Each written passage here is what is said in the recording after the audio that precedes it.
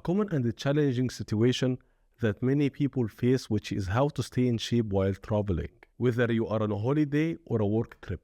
You really don't know how to manage your diet and training as it becomes more difficult to stick to your daily routine. In this video, I will share exactly how to structure your day, your training routine during this time, and how to manage your nutrition, including whether or not you should track your meals. So, if you don't want to lose your progress while traveling, make sure to watch the video until the end. The first thing you need to do is plan ahead. If you fail to plan, you plan to fail. What do I mean by that?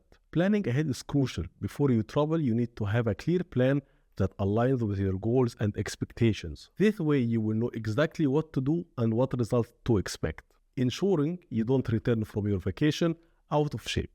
So, the first thing you should plan even before you board your flight is to research your destination and find a nearby gym. Why is this so important?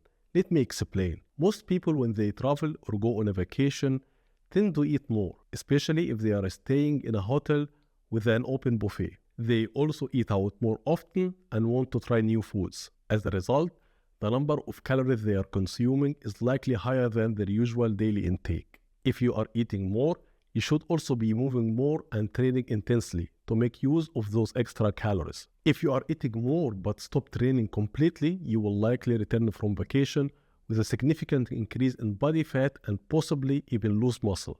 Especially if you are away for a long time, that is not a good outcome and it can be avoided. So it is very important to stick to your training routine, even you have to modify it slightly, which we will discuss in the next point.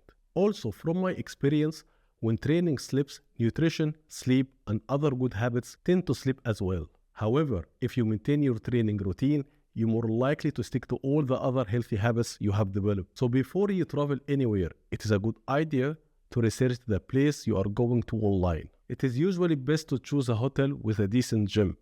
That will make it much easier to stick to your routine. Most hotels have gyms, and while they might not have everything, they usually have the basics. But if the hotel you are staying at doesn't have a gym, or if you are staying in an apartment, for example, you can look for a nearby gym with a great atmosphere for training.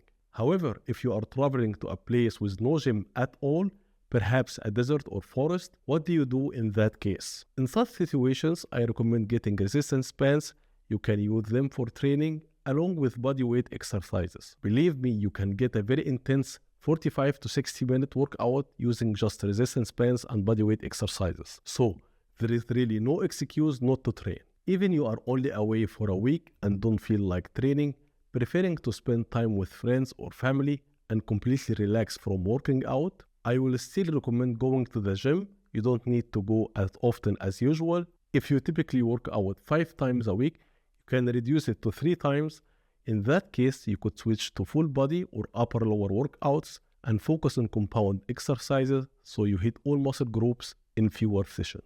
The second point, you need to stay active during the day. Instead of taking taxis or public transport, try walking, as it's one of the best ways to explore a new place. Walking not only allows you to see more sights, but it also helps offset the extra calories you are likely consuming during your trip. So, aim to increase your daily step count as much as possible and stay active throughout your travels. And now, let's talk about nutrition. I recommend following a very low-carb diet the week before your trip. This way you will deplete your glycogen stores before traveling, and any excess carbs consumed during your trip will be likely stored as glycogen. This strategy can help offset some of the extra calories you might consume during your travels, helping you avoid gaining body fat. I also suggest packing a meal or at least a protein bar or shake to eat before or during the flight. This is a better option than the typical airplane meal, which is usually not very nutritious and doesn't taste great anyway. Now, how should you eat during your trip, and should you track your meals or not?